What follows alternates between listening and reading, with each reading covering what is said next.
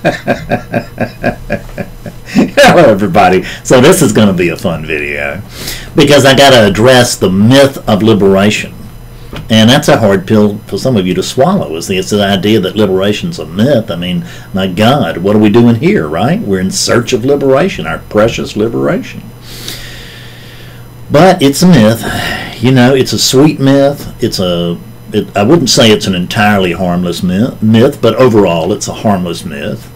And it's a myth that we pass on from each other. And, you know, and I say, hey, there's something called liberation. You say, really? And I say, oh, yeah, it's something called liberation. You know, we liberate you from bondage. And then somebody else comes up and you say, hey, have you heard that there's something called liberation? And he said, well, I don't believe in that. And he said, well, just ask him. You see how that goes? We just pass it along, and it becomes a truism to us, even if it's not true. And it can't be true. It's not true. It's not true. There's no liberation because there's no bondage. This idea of bondage is what I, as a spiritual teacher, actually help to liberate people from. When people schedule awakening sessions with me, they think, oh man, I can't wait. That guy is going to wake this character up.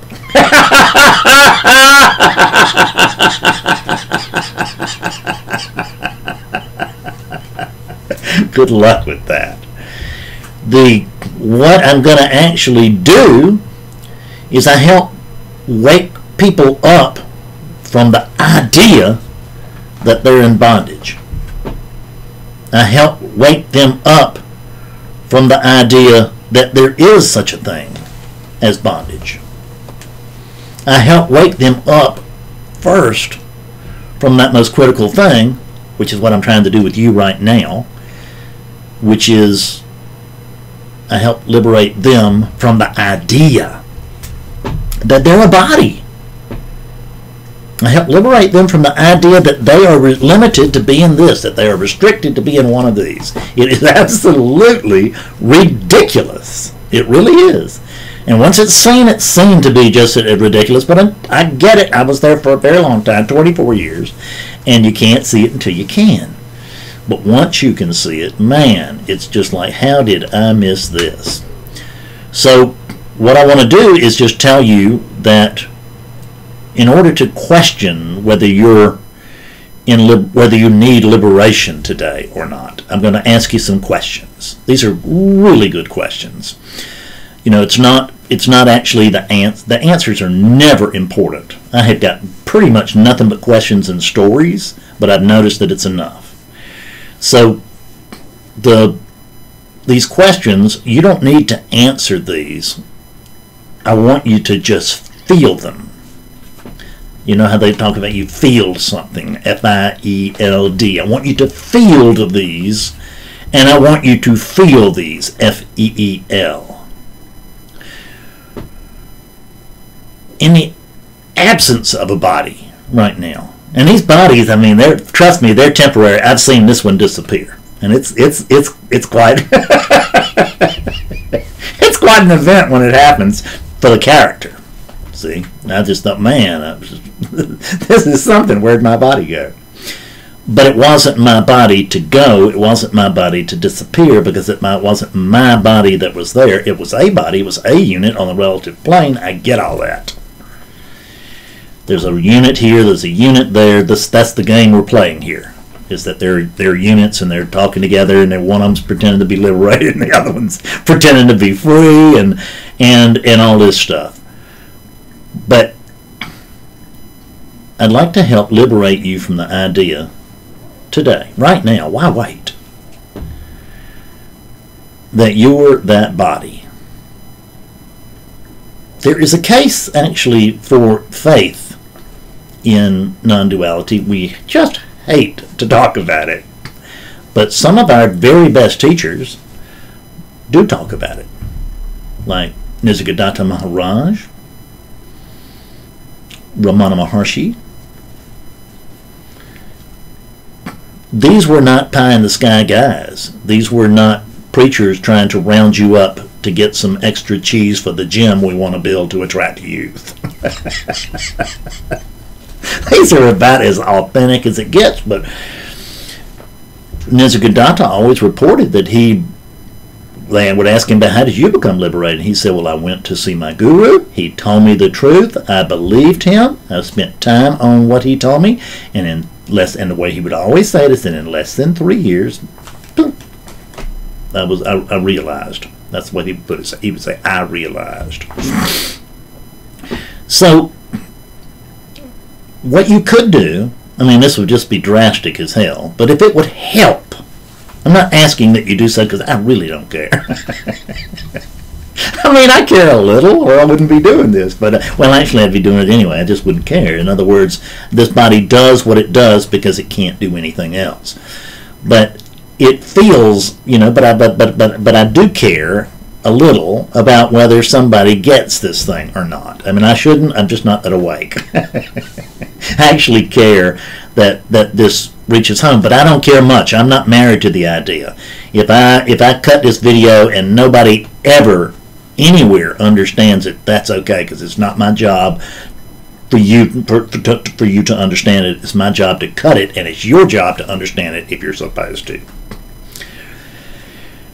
When I say you, who am I talking about? Because I'm not talking about that body. The faith part that I was going to say is you could just take my word on it. You actually could. You could use me as your guru just like Nisargadatta used his. We don't actually have to go to India in order for me to be a truthful guru to you. I don't have to put on robes. You don't have to bring me gifts. It's quite fine if you do. It's quite fine if you don't. It's quite fine if you come. It's quite fine if you don't. But we don't have to do anything exotic. That's the idea. Oh, Nisargadatta and his guru. That was the time. That was the era. And India, that was the place. And then there was Nisargadatta's exotic little apartment in a slum. That was the time. That was the place. He was the guy. If only I. This is the time and the place for you if you choose. It really is. Now that choosing is not the character's choice. It's just language. It's your choice. You're not the character. You're not, in other words, the Baba the Sioux who's listening to that. You're not that. You really are not. I promise. I would tell you if you were, and you're not. And you're not that body. You really are not. You're not that body.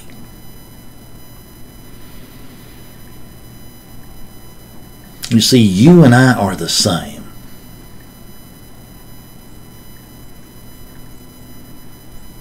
These units show up differently, but you and I, there's only one I. We are the very same.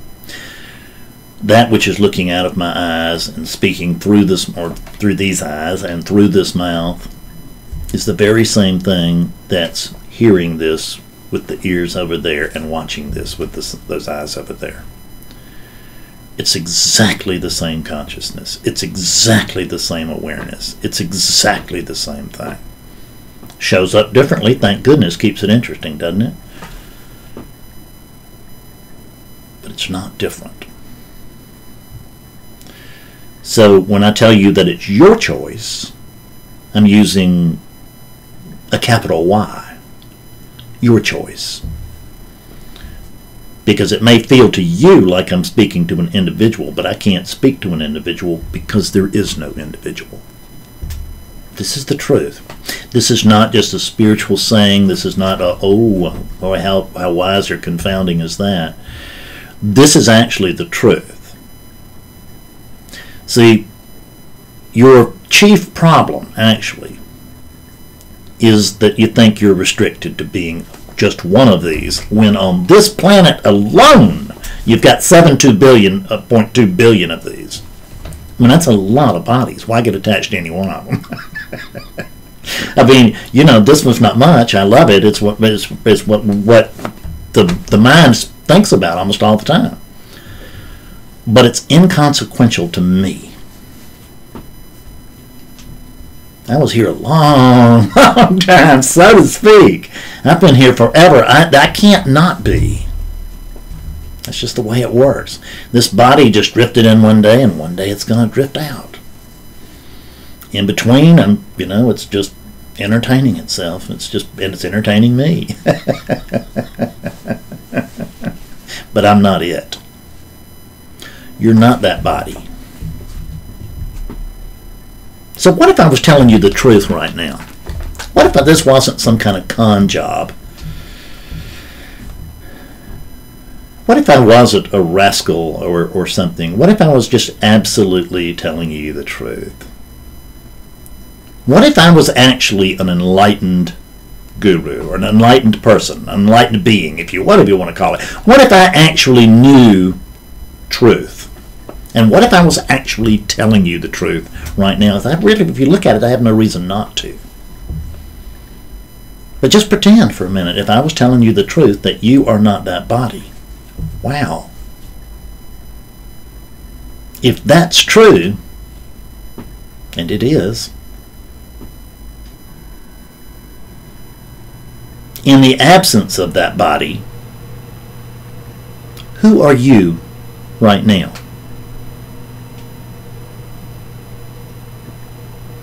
In the absence of that body, who are you right now? You don't need to answer that. Just feel it and feel it.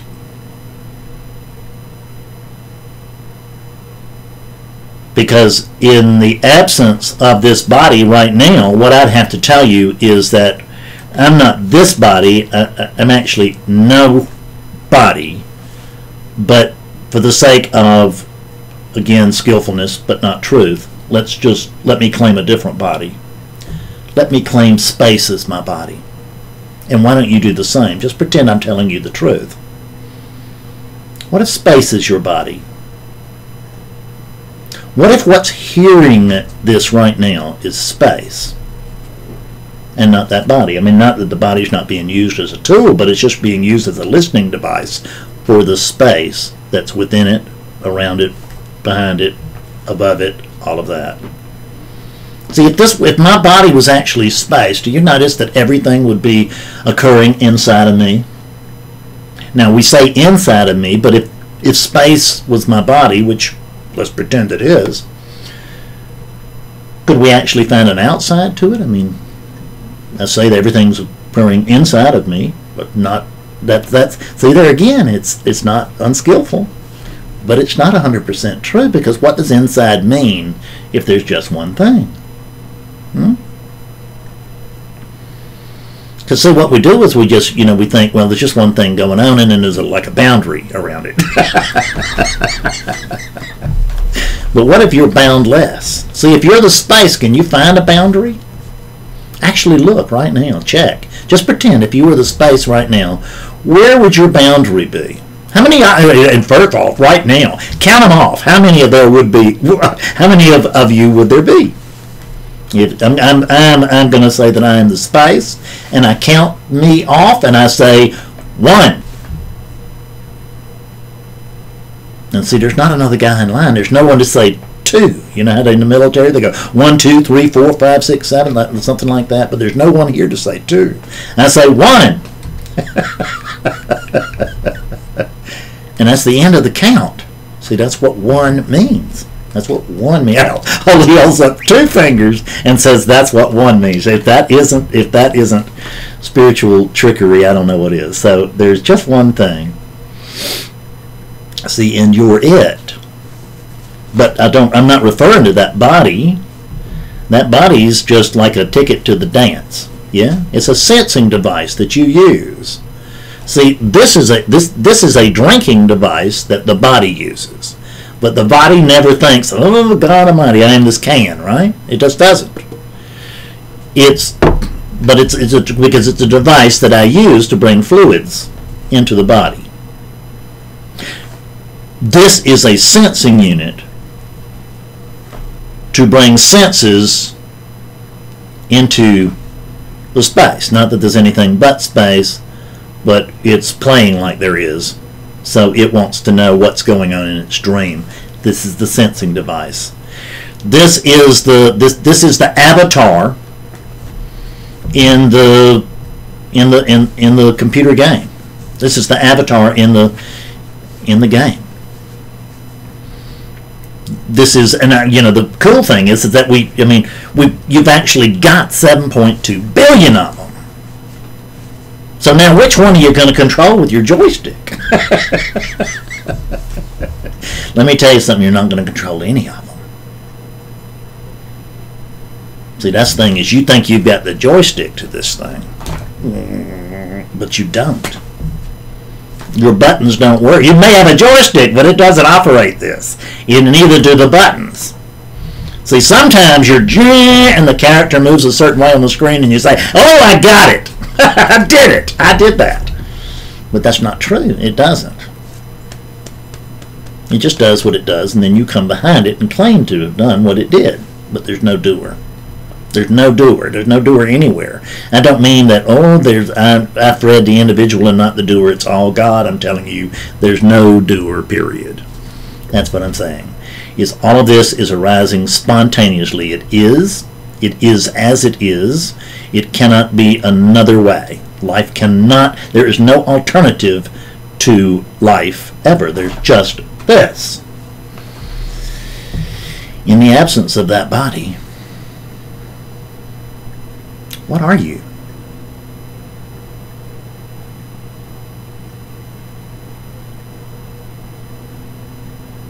In the absence of memory, what are you? See, we use memory. It's just one thing stacked on top of another, and it gives rise to the fact that there's continuity here.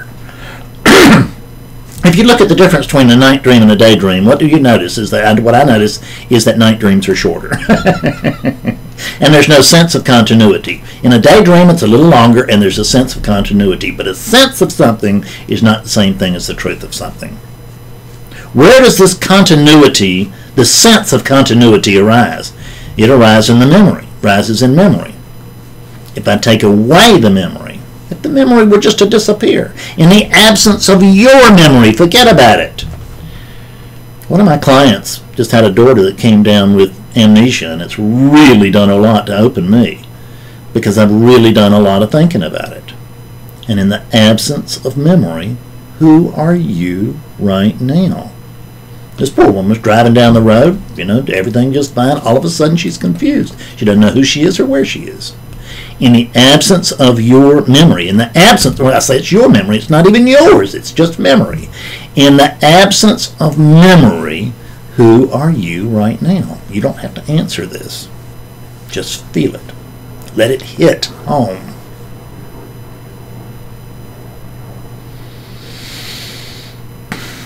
In the absence of resistance, who are you right now?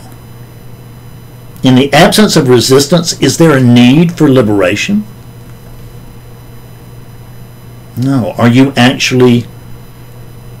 So are you actually trapped? Are you actually caught? Are you? If you're not that body, if you're not memory, if you're not resistance right now, are you caught? Are you hung? Are you stuck? No. Do you even know what you are? No. Do you know that you are? Absolutely. That's the one thing all of us can answer, isn't it? We can all answer that affirmatively. I know that I am. Easiest way to say that is I am. Sometimes say I am that, or I am that I am. But you can just stop it with I am.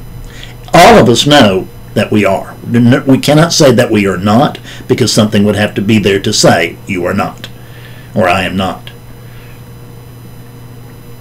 I am. I can speak that as truthfully as anything in the world. Now, what I am, whoo, that's a whole different thing. But I can tell you what I'm not. I'm not that body. I'm not memory. I'm not resistance.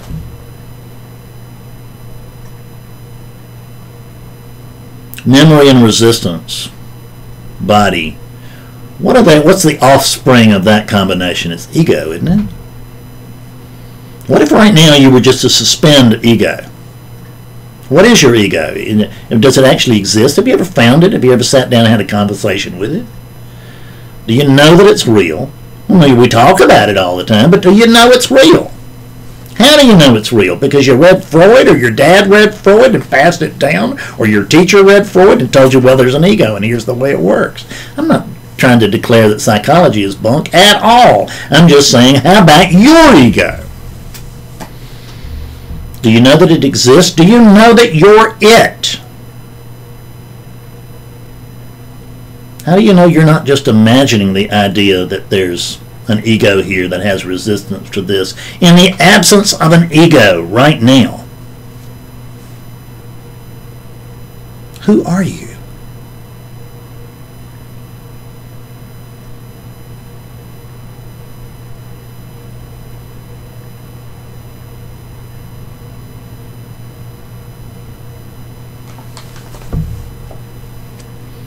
You know, we're also afraid of letting go of our egos, of, or just, I can't let go, I've got to hold on. What is that? What if you're not the ego to begin with? What are you hanging on to then? You're hanging on to your idea of an ego. And from that, you're going to need liberation. But not from ego, but from the idea. Same thing as with that body. We're so afraid to let go of our egos, let me ask you this, in the absence of fear. Who are you right now? In the absence of fear, who are you?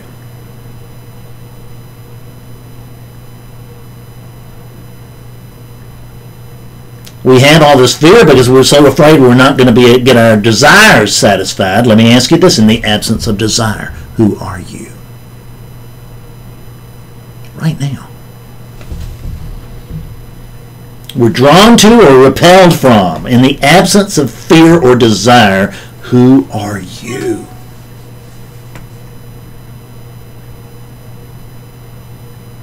You can't tell me you don't exist. But is it actually your fear? Is it your desire? Or are these things that are just bubbles rising in the stream? That one's mine, that one's mine. As soon as I make it mine, it's true and important.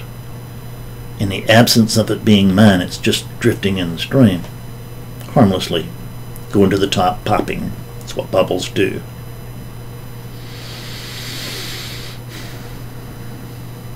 But that egoic bubble that you're in, that bubble of self-reflection that you're in, you got to understand it's impenetrable from outside. I can't make anybody wake up. There's no one there for me to, no one here to make anyone there wake up, all of that.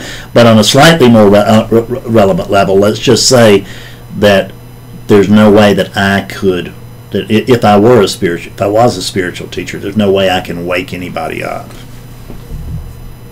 Can't do it. That bubble of self-reflection where I know that there's something beyond this, but everywhere I look, I just see my own reflection right here. I see the unit. I see the character. I can't see beyond that. When I look out here, I see other. I see not me. In the absence of a not me. What are you right now? In the absence of an other. What are you right now?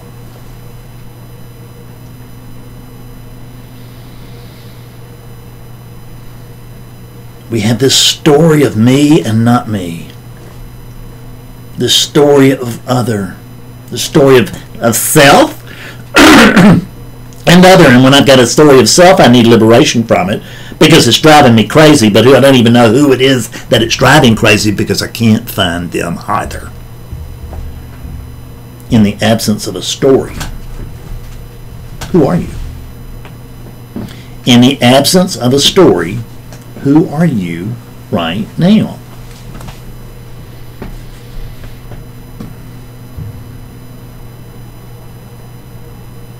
If the story of you was just a story, And the story of not you was just a story. You don't even have to get rid of the stories if you just didn't believe them for just a moment.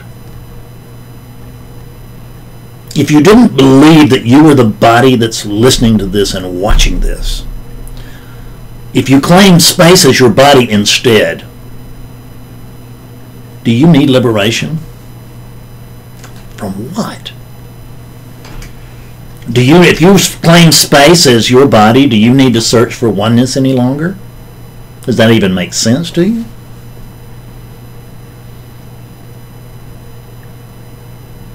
Who is it that would search for oneness?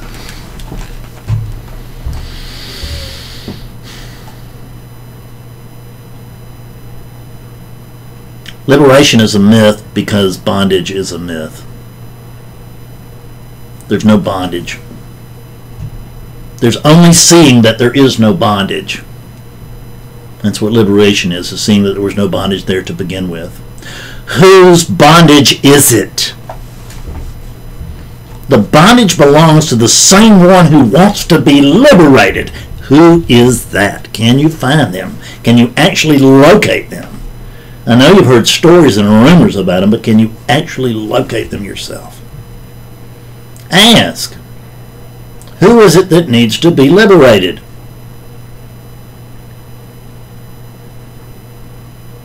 In the absence of finding something concrete that needs to be liberated,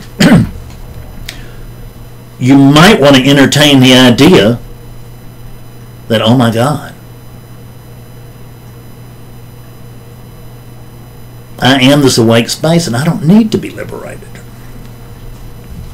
Something to try.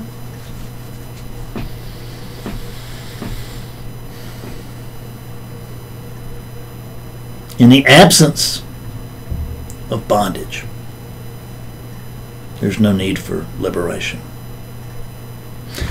They are mutually dependent arisings, and they strip each other down too. Take one away and you take both away. In the absence of liberation or bondage, what are you right now?